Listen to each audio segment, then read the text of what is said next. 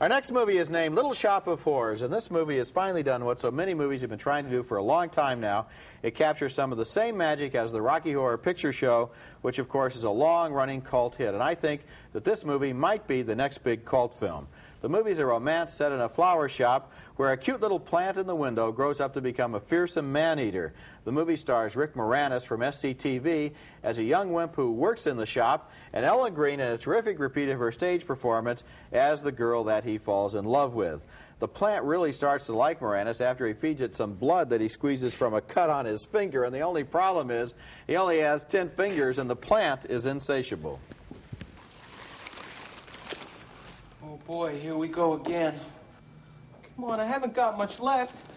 Just give me a few days to heal, okay? Then we'll start again on the left hand and... Feed me. I beg your pardon? Feed me. Tui, you talked. You opened your trap. You sing and you sing. Feed me, Carbon. Feed me now. Steve Martin has a hilarious supporting role in the movie as a sadistic motorcycle-riding punk who also happens to have a daytime job. Here he sings about some advice he got from his mother. I'd poison guppies, and when I was done, I'd find a pussycat bashing its head. That's when my mama said... What did she say?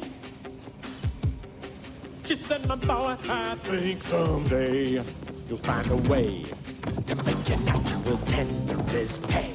You'll be a dentist. You have a talent for causing things. Hey. Son, be a dentist. People will pay you to be inhumane. Ellen Greene plays Martin's girlfriend, but he beats her up, and her boss, Vincent Gardenia, is appalled. Audrey, where'd you get that china? China? Audrey, that greasy boyfriend of yours is beating up on you again? Look, I know it's none of my business, but I'm beginning to think he's maybe not such a nice boy. I got these pots unloaded for you, Mr. Seymour, look what you've done to the inventory. Don't yell at Seymour, Mr. Mushnick. Hi, Audrey. You look radiant today. Is that new eye makeup?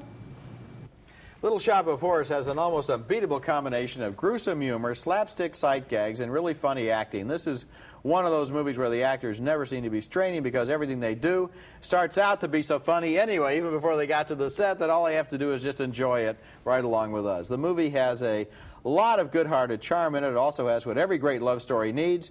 Not one villain, but two who are trying to separate the lovers. You get your choice here. Would you rather be eaten alive by a man-eating plant or have Steve Martin drill your cavities? Yeah, doing Elvis Presley. I mean, it's really, that is a funny supporting performance. Yes, I'd like to see him get an Oscar nomination out of that little bit. The movie is quite charming, as was the stage play, which is still running for a long time in New York and now moving around the country.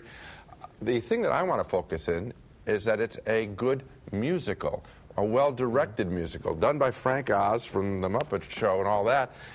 There are scenes in the opening of the film talking about people who are living in a downtown rotten neighborhood who want to break out, just like this little kid, that are beautifully done as a sheer musical. So I think that they've made a really complete film, which also was the Rocky Horror Picture Show, done and directed well as a musical. This is not just a series of little bits and pieces. It's well put together. Well, now, the opening scenes you're talking about have the three black women who are the singing group. Right. As I recall from having seen the play, they're new. They weren't in the play. I don't remember. And they give a whole kind of Greek chorus to the whole movie. They come in every once in a while and do sort of like the Trashettes or whatever Bette Midler's backup group is called. They kind of come in and comment on everything.